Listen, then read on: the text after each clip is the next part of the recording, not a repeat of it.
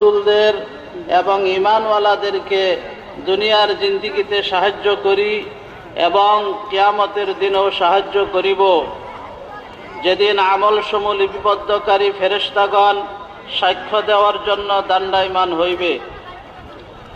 وقال تعالى الذين آمنوا ولم يلبسوا إيمانهم بظلم أولئك لهم الأمن وهم مهتدون।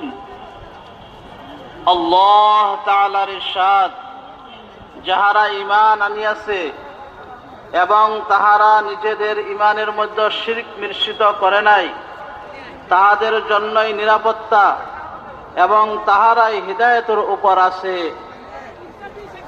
যাহারা ঈমান আনিয়াছে এবং তাহারা নিজেদের ঈমানের মধ্যে শিরক মিশ্রিত করে নাই, তাহাদের জন্যই নিরাপত্তা এবং তাহারাই হিদায়াতের উপর আছে।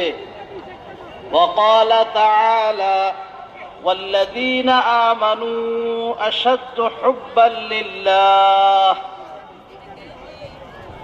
এবং ঈমানওয়ালাদের তো আল্লাহ তাআলার সহিতই অধিক মহব্বত হয়, এবং ঈমানওয়ালাদের তো আল্লাহ তাআলার সহিতই অধিক মহব্বত হয়।